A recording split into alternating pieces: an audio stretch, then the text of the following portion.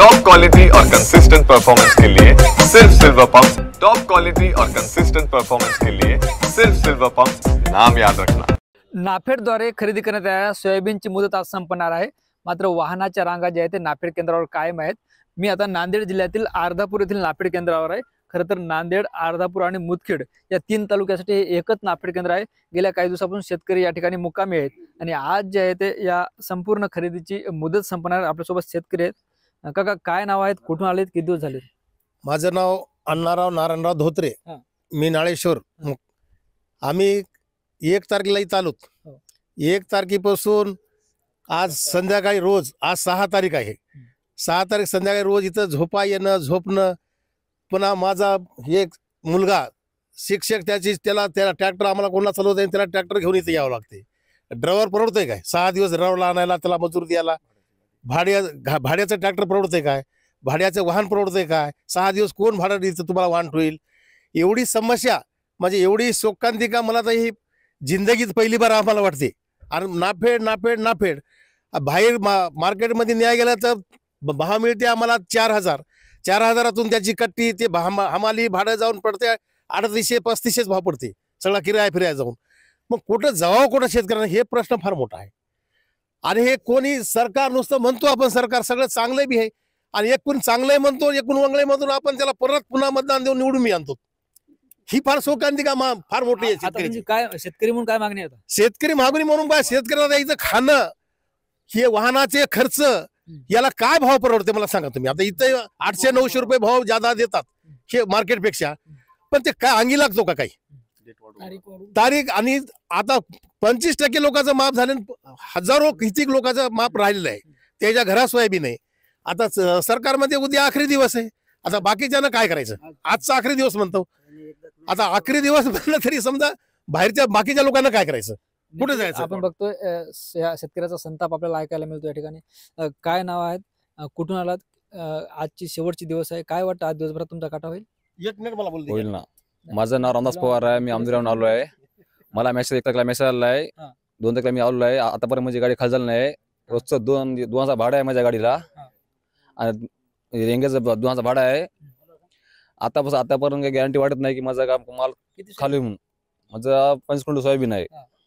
याच्यामध्ये बेपारच्या गाड्या भरपूर माझा खाली होत आहे, त्यांना कोणी म्हणत नाही, काय नाही, शेतकऱ्याचा माल कोणी घेत नाही। याच्यामुळे आम्ही कसं वैताग आलाय शेतकरी, पुरं खाणं पिणं इथंच आहे आमचं आहे, 4 दिवस आहे माझं।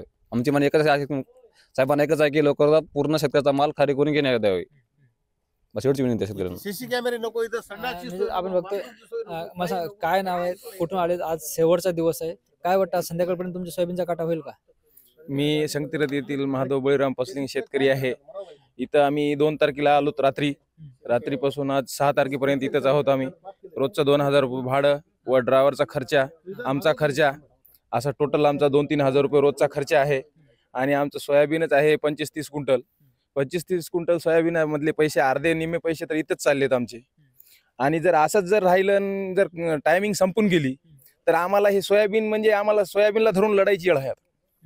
म्हणजे पैसे, एकतर शेतकऱ्यापाशी पैशाची अडचणी आहेत, आणि याच्यातून भाडं बी निघत नाही, आमचे रोजचा 2-3 हजार खर्च होत आहे, तर आमच्या 5-10 क्विंटल सोयाबीन तर असंच जात आहे इथंच। तर शासनानं, मुख्यमंत्र्यांनी याच्यात थोडंसं दखल घालून, आमची विनंती आहे मुख्यमंत्र्याला, देवेंद्र फडणवीस साहेबांना, की बाबा आणखीन एक 5-6 दिवस शेतकऱ्यांना वाढून देण्यात यावे, ही विनंती सर्व शेतकऱ्यातर्फे आम्ही करत आहोत। अजून काही शेतकरी आहेत आपल्यासोबत, मला काय सांगाल, आज जे आहे ते उपमुख्यमंत्री एकनाथ शिंदे नांदेडच्या दौऱ्यावर आहेत, ते आभार मानणार आहेत निवडणुकीत यश दिल्याबद्दल। आज तुम्ही जे आहे ते 5 दिवसापासून इथं मुक्कामी सोयाबीन विक्रीसाठी। आमचं असं एकच म्हणणं आहे की एकनाथ शिंदे साहेब उपमुख्यमंत्री आभार दौऱ्यावर येणार आहेत नांदेड जिल्ह्यामध्ये। आमची त्यांना एकच कळकळीची विनंती आहे की जरासं शेतकऱ्यांचं सुद्धा लक्षात घ्यावे। आम्ही 5 दिवस झाले इथं मुक्कामी आहे नाफेडवर, आणि नाफेडला 3 तालुक्याची खरेदी आहे, त्याच्यामुळे इथे वाहनांची एवढी गर्दी आहे की त्याच्यामुळं इथं पहिले 5 दिवसाच्या अगोदरचेच वाहनं खाली झालेले नाहीत। आणि आजची शेवटची तारीख आहे।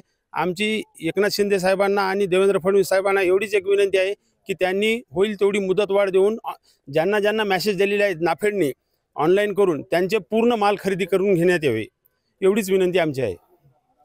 निश्चितच आपण बघतोय शेतकरी होते, आज जे आहे ते नाफेडद्वारे खरेदी करण्यात येणाऱ्या सोयाबीनची मुदत संपणार आहे. मात्र कुठेतरी शेतकऱ्याच्या मनात भीती आहे की आपलं सोयाबीन खरेदी होतं का नाही. त्यामुळे जे आहे ते शेतकऱ्याच्या वतीनं मुख्यमंत्री देवेंद्र फडणवीस व उपमुख्यमंत्री एकनाथ शिंदे आणि सरकारला विनंती करण्यात आली की याची मुदत वाढवून देण्यात यावी. आता यावर काय निर्णय होतो हेही पाहणं महत्त्वाचं ठरणार आहे. ज्ञानेश्वर लोंढे, TV9 मराठी, अर्धापूर, नांदेड.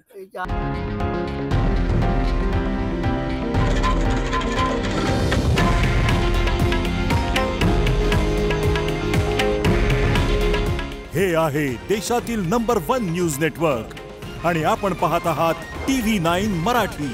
काळजी तुमची, हित महाराष्ट्राचं.